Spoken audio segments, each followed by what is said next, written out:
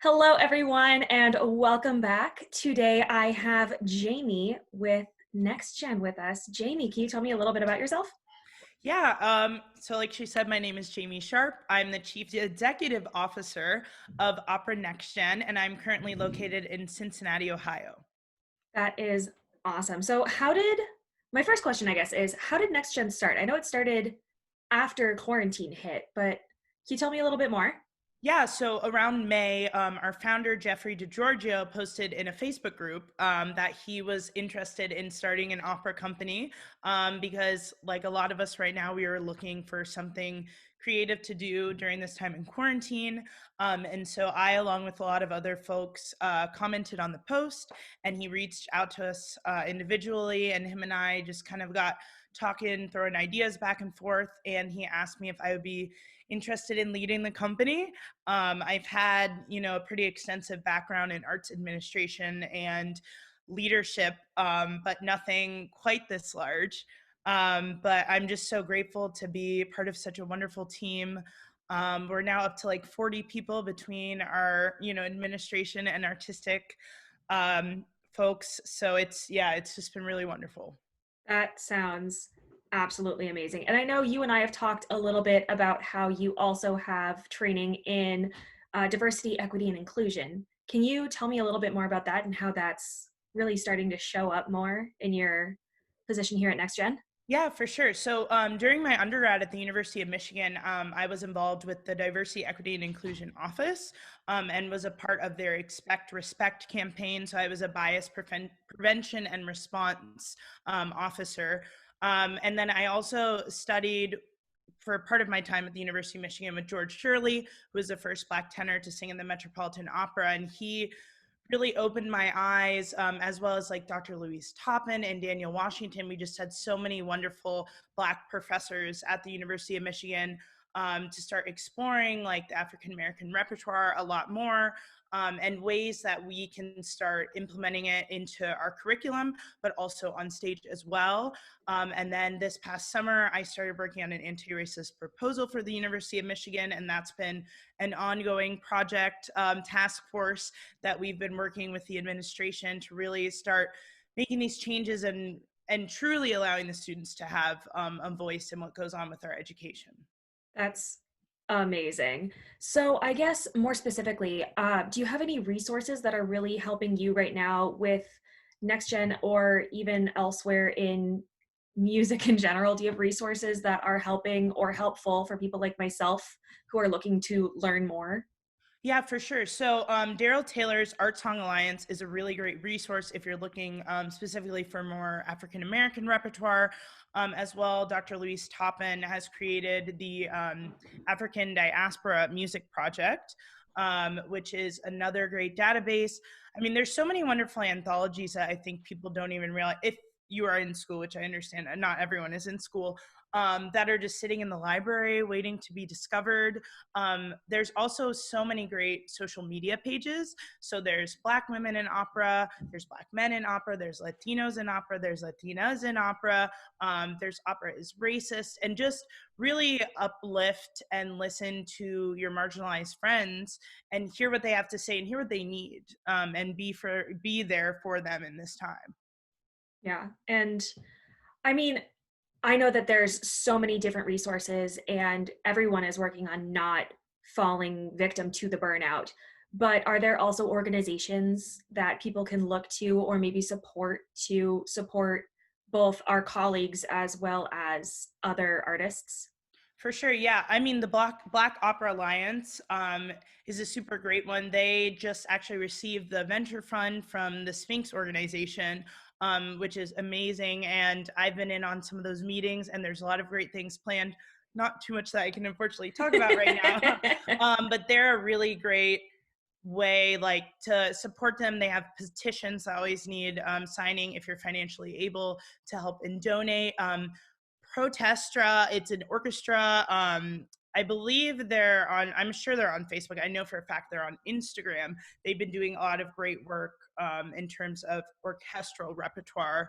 I'm trying to think like there's so many right now that keep popping up. There's BIPOC Arts is another great place. to follow. They're doing a lot of features on BIPOC artists, administrators, as well as singers. And so that's really great if you're trying to find new artists to follow and new work to discover. Um, yeah, I should have made a list and come prepared because there's just, oh my gosh, there's so many awesome initiatives happening right now. But That's amazing. And just for everyone watching, they are going to be tagged in the description and listed at the end of this video so that everyone has it all nice and concise in one place. And then I know that NexGen is completely online. It's all virtually based. And I, for one, have loved seeing opera go virtual. It's really giving a lot of people more access to it. mhm. But how is that helping NextGen's mission to bring opera to more people? For sure. Yeah. So I mean it helps on both ends of the spectrum. You know, our team is made up. It's so diverse, not just, you know, in identities, but also in the backgrounds. We have a couple of professors who are older and so experienced in teaching students right now. And then there's a lot of people like myself who I'm, you know, still in grad school. And all pretty much singers. So we can sit and talk about what we've been through and what the changes that we want to see, which I think is a really awesome advantage that we have. And there's so many wonderful ideas from all of these people who have wanted to see changes but not known, you know, not had a place to implement those changes. And then on the other side of things, I mean, from an audience perspective, a number of reasons, just being able to sit in your house and watch a live performance. And, you know, that's a big thing. Like, opera is obviously very expensive to see to see live, and of course that's something that we will never be able to make up for. However, we hope that, you know, if you live in an area that doesn't have an opera house, or it's just something that's too expensive to do, which totally makes sense, especially right now, we still want to be able to provide really, really awesome, top of the notch performances for you. And then for performers as well, especially during this time, you know, everyone still needs to get training. I'm very privileged and I am fortunate enough to be in grad school during this time, but not everyone is in that situation. So if you live in an area where there's, you know, not a lot of coaches around you or not a lot of places to perform, we'll work with you. And we have really, really awesome coaches and conductors and directors who have just been more than willing to help us out and help, you know, singers out. And we want everyone to keep growing. And we don't ever want, you know, something like a financial setback or even a demographic setback in a lot of ways to be something that keeps you from achieving your goals. So over the years, opera has become known as very elitist and exclusive. How is Opera Next Gen really working to help bring someone who may have never seen an opera before to come and be a new music supporter? Yeah, I mean, so I think we're starting from the top down. Um, there aren't many companies that are run by a queer Black woman. So I think just having that kind of representation, I'm so honored to be in this position and have so many wonderful team members that, you know, trust me in this, you know, in this leadership position. But I hope that I can encourage and create a more welcoming environment that I have not been fortunate enough to receive in the past. I do this, you know, and I was telling you about this the other day, like I do it for the students that I teach who think that opera isn't something that they can do. You know, a lot of Black students specifically growing up in less fortunate areas that just aren't enriched with classical music or even music sometimes in their schools at all, just don't think that there's a place for them here. And it's so, so important for them to see us, people like me, doing it. And there's my cat. Um, and so hopefully that'll encourage them to get more involved. And we have a lot of plans to do, you know, virtual outreach. That's definitely something that's going to be kind of an exciting challenge because there really is no off limits in terms of who we can reach where with this. But we definitely want to get into a lot of virtual events with high school and middle schoolers to encourage them to just listen to some opera and go on YouTube and watch some videos and just explore and see what it's all about. Yeah, you guys also have a new production coming up. I know that this is going to come out right after your gala performance, but you do have a production of Così fan tutte coming up, and I wanted you to share how people can get involved because it's Yeah. very exciting. Yeah, so we are accepting applications for our production of Cosi fan tutte until December 4th at midnight. They are completely virtual auditions. There is no application fee. We will never have application fees. There is no age limit. We have an amazing audition panel made up of Daryl Friedman, Kevin Short, and Stanford Olson. And one really awesome thing that I think is that every auditionee gets feedback, even if they don't end up being cast. The production will be single cast with covers, and covers will actually, get a full run. They will have, time on our platform. We will be promoting those artists as equally as we do our principal artists. And the production dates are March 12th and March 14th of 2021. And it will be live, which will be super fun, Ooh, very completely exciting. virtual, no one in the same place. And it's conducted by Jesse Lung and directed by Lauren Lenz. That's going to be so much fun. But I've got to ask, so having a show so filled with technology has got to be a little expensive. What kind of things are you guys doing to help support the artists in that line? Yeah, so that was a big thing about why we did a benefit gala, and we were so fortunate to have Sasha Cook and Limmy Pulliam, who gave up and volunteered their own time to sing on it to help us attract a larger audience. Because, like you said, technology is very expensive, but it is our goal that we can create kind of a tech pack to send out to our singers, because we never, again, want the financial responsibility to fall on the singers and for people to feel like they can't perform in this time because they can't afford, this fancy microphone and camera. And we're also, getting told that we need to buy this, and this. And I spent, a good month over the summer, as I'm sure everyone did, trying to figure out what an XLR mic was. What, Oh my the gosh, difference so between that long. and a USB mic.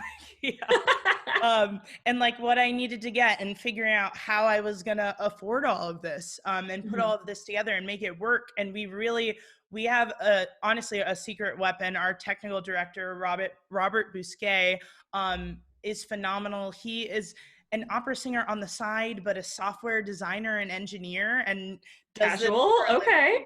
for a living. So this is what he does for a living. And he has just been a godsend, guiding us and letting us know exactly what, needs to kind of go in this kit.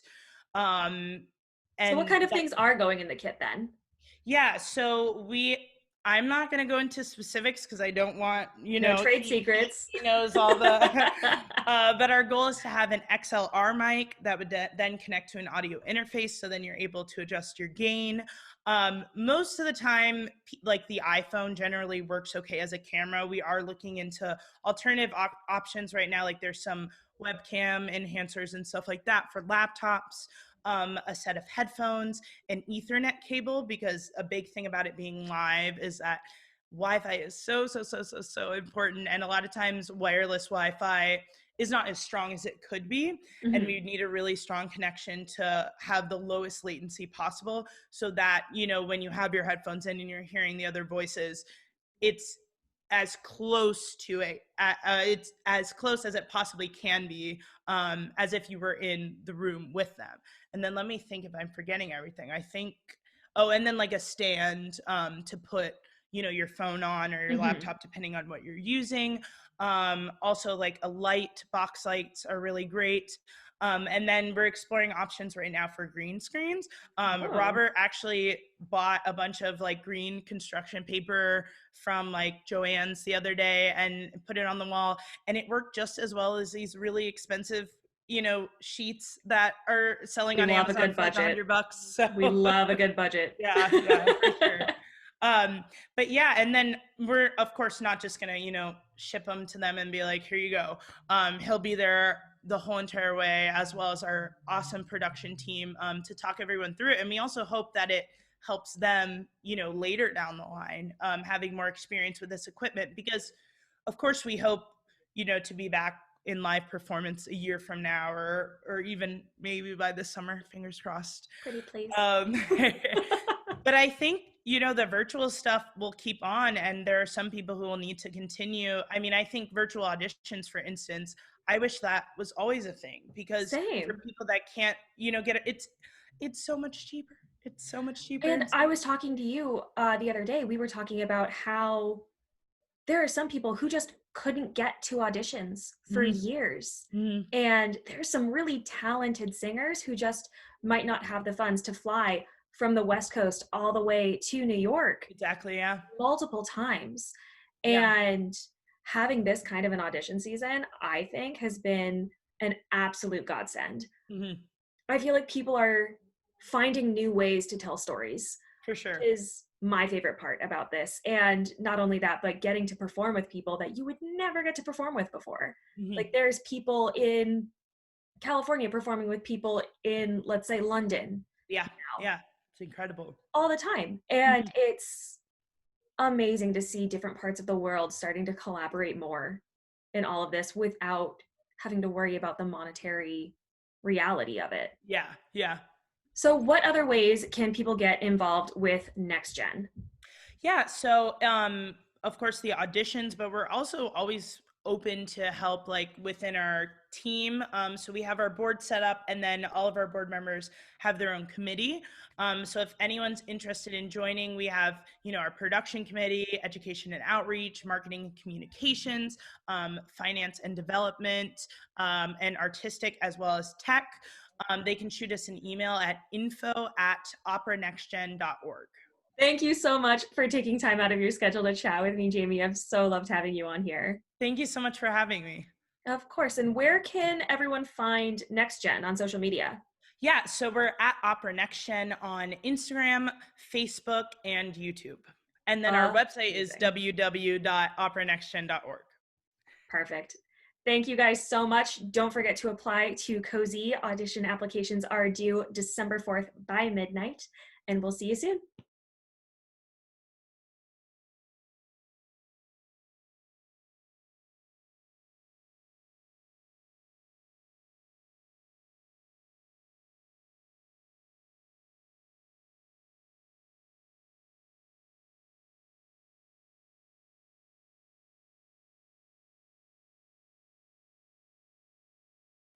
Here she is. A baby. Hello.